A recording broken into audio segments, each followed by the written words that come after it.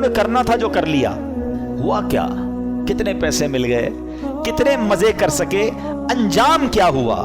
یاد رہے کہ جس بدبخت خولی بن یزید نے امام حسین کا سر انور تن سے جدا کیا تھا نا، سر سے کاٹا تھا معاذ اللہ، چند ہی برس کے بعد اس کا کیا انجام ہوا کہ مختار ثقفی، اب اس کے بارے میں آگے جا کے بتاتا ہوں، اس شخص نے قاتلین امام حسین کے لیے ایک آرڈر نافذ کیا اور کہا کہ کربلا کے میدان میں جو بھی یزیدی لشکر میں تھا وہ جہاں پایا جائے اسے مار ڈالا جائے.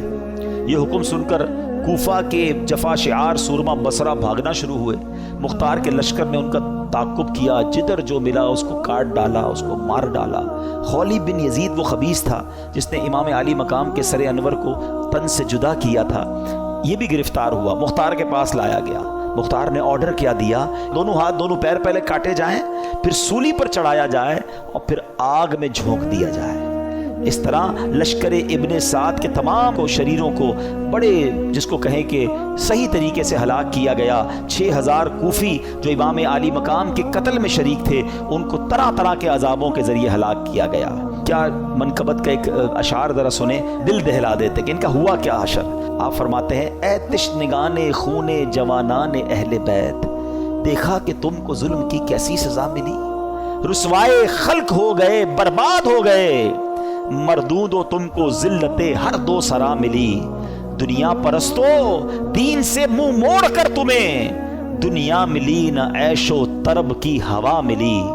تم نے اجاڑا حضرت زہرا کا بوستان، تم نے اجاڑا حضرت زہرا کا بوستان، تم خود اجڑ گئے تمہیں یہ بد دعا ملی. آخر دکھایا رنگ شہیدوں کے خون نے، سر کٹ گئے امانہ تمہیں ایک ذرا ملی. اور ذرا مقطع سنو، کہتے ہیں پائی ہے کیا نعیم انہوں نے ابھی سزا، ابھی سزا تو ملی نہیں ہے، پائی ہے کیا نعیم ابھی انہوں نے سزا، دیکھیں گے وہ جہیم میں جس دن سزا ملی. ابھی تو انہیں آخرت کا عذاب ملنا باقی ہے. اچھا، اب خولی بن یزید کا یہ حال ہوا. ایک حدیث پاک سن لیں، ہم لالچ پر بات کر رہے تھے نا، لالچ کتنی بری چیز ہے. اللہ کے حبیب علیہ الصلوۃ والسلام فرماتے ہیں، ترمذی کی حدیث، 2 بھوکے بھیڑیے بکریوں میں چھوڑ دیے جائیں وہ اتنا نقصان نہیں پہنچاتے جتنا کہ مال مرتبے کا لالچ انسان کے دین کو نقصان پہنچاتا ہے. بھیڑیے جا کر بکریوں کو تو چیڑ پھاڑ کر دیں گے نا، فرمایا اس سے زیادہ دین کو نقصان انسان کو جب لالچ مال کی یا مرتبے کی ہوتی ہے نا، اس کے دین کا بیڑا غرق کر دیتی ہے. یہ سوچنے کی بات ہے. اچھا، اب یزید کا کیا ہوا؟ اچھا، یزید نے اتنا بڑا ظلم کیا، اتنا بڑا اسٹیج سجایا، کسی طرح اقتدار مل جائے. اقتدار ملا کتنا؟ یزید جو ہے اقتدار میں 3 برس 6 ماہ رہ سکا، بس 3.5 سال اسے اقتدار ملا اور پھر 39 سال کی عمر میں مر گیا. 39 ایئرز کی ایج میں.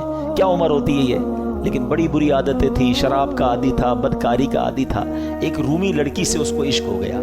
اس لڑکی نے اس کو جنگل میں بلایا، بیابان میں بلایا، اور جب خوب شراب کے نشے میں دھت ہو گیا تو اس کو خنجر کے وار کر کے یہ کہہ کر ہلاک کیا کہ تو بدبخت اپنے نبی کے نواسے سے وفاداری نہ کر سکا، مجھ سے کیا وفاداری کرے گا.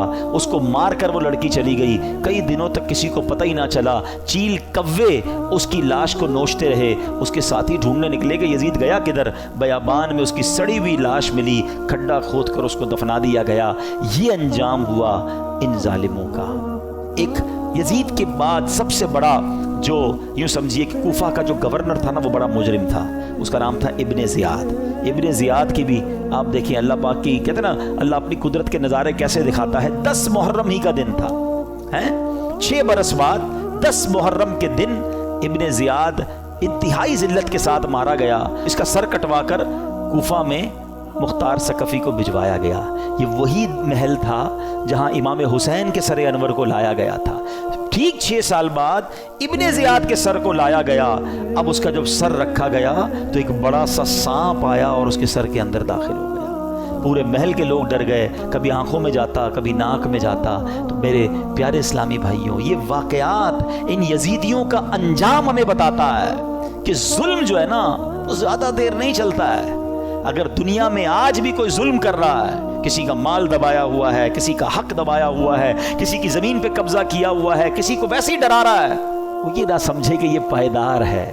ظالم کا انجام جو ہے نا وہ بڑا ہی عبرتناک ہوتا ہے، پھر دنیا تماشا دیکھتی ہے، اور مظلوم جو ہے اللہ اسے ترقی دیتا ہے، اللہ اسے عروج دیتا ہے۔ قرآن مجید فرقان حمید میں اللہ کریم نے ظالموں کے بارے میں کیا فرمایا؟ اللہ فرماتا ہے کذالک اخذ ربک اذا اخذ القری وہی ظالمہ ان اخذہ علیم شدید۔ اللہ فرماتا اور ایسی پکڑ ہے تیرے رب کی جب بستیوں کو پکڑتا ہے ان کے ظلم پر، بے شک اس کی پکڑ دردناک کر رہی ہے۔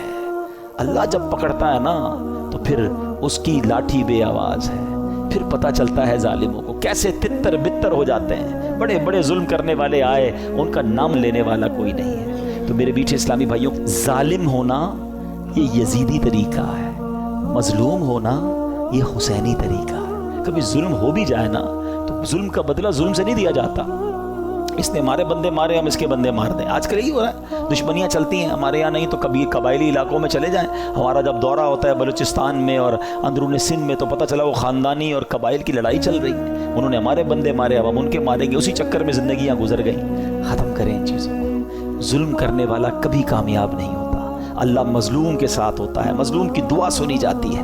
تو ہمیں اللہ ہمیشہ ظلم سے محفوظ فرمائے کہ انشاءاللہ ہماری وجہ سے کسی مسلمان کو تکلیف نہیں پہنچے گی، ہم تکلیف سہ لیں گے، صبر کر لیں گے، لیکن کسی کو تکلیف نہیں پہنچائیں گے، کیونکہ امام حسین کے پیچھے پیچھے جنت میں جانا ہے نا انشاءاللہ۔ اللہ پاک ہمیں کربلا والوں کا فیضان نصیب فرمائے اور ان کی قربانیاں اور ان کی مزارات پر کروڑوں رحمتوں کی بارش نازل فرمائے، اور ان کے صدقے ہمیں بھی دین متین کی خاطر قربانی دینے والا بنائے۔ قربانی دینے کے عادی بنو، چھٹی ہوگی تو اجتماع میں جائیں گے، چھٹی ہوگی تو جناب کوئی نیکی کا کام